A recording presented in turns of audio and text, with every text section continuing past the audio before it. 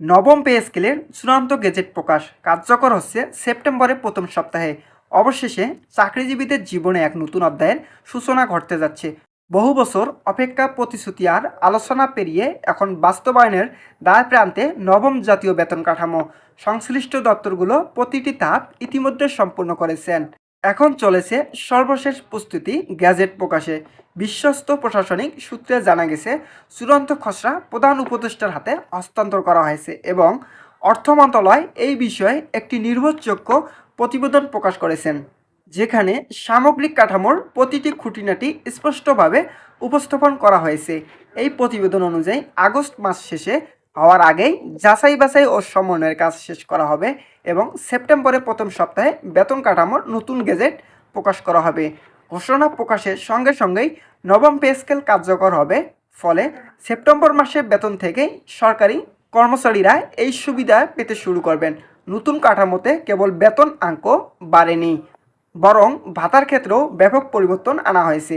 চিকিৎসা ভাতা, পরিবহন ভাতা, টিফিন ভাতা ও অন্যান্য ক্ষুদ্র অথচ গুরুত্বপূর্ণ ভাতাগুলোর পরিমাণ এই প্রথমবারের মতো লক্ষণীয় হারে বাড়ানো হয়েছে। সংশ্লিষ্ট মহলের মতে এই পদক্ষেপ শুধু জীবনযাত্রার ব্যয় সামাল দিতে সাহায্য করবে না, বরং কর্মীদের মানসিক প্রশান্তি, উৎপাদন ক্ষমতা বৃদ্ধিতে ভূমিকা রাখবে। তবে মহার্ঘ ভাতার বিষয়ে এখনও চূড়ান্ত নির্দেশনা আসেনি।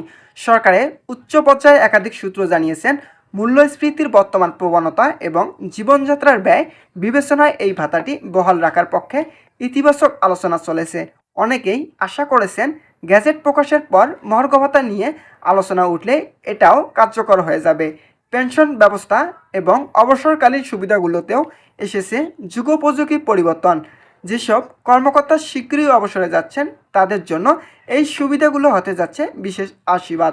পেনশনের হারের সংশোধন, অবসরের পর চিকিৎসা ও সেবা সংক্রান্ত বাড়তি সুবিধা প্রবর্তনের মাধ্যমে কর্মীদের ভবিষ্যৎ জীবনে নিরাপত্তা নিশ্চিত করার উদ্যোগ নেওয়া হয়েছে। এই পরিবর্তনকে সাধারণ চাকরিজীবীরা দেখছেন তাদের মর্যাদা ও মূল্যায়নের প্রতিচ্ছবি হিসেবে।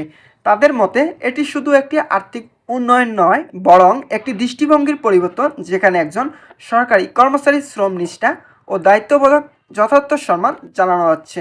অর্থনীতিবিদদের একাংশ মনে করেছেন, সরকারি চাকরিজীবীদের বেতন বৃদ্ধি ভোক্তা খাতের চাহিদা তৈরি করবে, যা উৎপাদন ও ব্যবসা বাণিজ্যের ইতিবাচক প্রভাব ফেলবে। যদিও কেউ কেউ সম্ভাব্য মূল্যস্ফীতির সংখ্যা প্রকাশ করেছে, তবে সরকারের পক্ষে জানানো হচ্ছে, মূল্যস্ফীতির ও বাজার তদারকির মাধ্যমে এই প্রভাব খুব সহজেই নিয়ন্ত্রণ করা যাবে। আরও একটি গুরুত্বপূর্ণ দিক হলো পদোন্নতির ব্যবস্থা সংস্কার। এবার দক্ষতা ও কর্মদক্ষতার ভিত্তিতে পদোন্নতির একটি স্বচ্ছ পদ্ধতি চালু হচ্ছে বলে জানা গেছে। এতে প্রশাসনের ভেতরে একটি ইতিবাচক প্রতিযোগিতা সৃষ্টি হবে, যা রাষ্ট্রীয় সেবায় গুণগত মান বাড়াতে সহায়তা হবে। সাধারণ নাগরিকরাও এই উন্নয়নের সুফল প্রত্যক্ষভাবে ভোগ করবেন। নবম জাতীয় বেতন কাঠামোর শুধু একটি বেতন সংস্কার নয়, বরং এটি প্রশাসন, অর্থনীতি এবং রাষ্ট্রীয় সেবায় সার্বিক ব্যবস্থাপনার এক যুগান্তকারী পরিবর্তনের প্রতীক হয়ে উঠতে যাচ্ছে। এই উদ্যোগ সফল হলে বাংলাদেশের অর্থনৈতিক ইতিবাচক একটি স্মরণীয় অধ্যায় হয়ে থাকবে। আজকের ভিডিওটি এই পর্যন্ত। ধন্যবাদ সকলকে।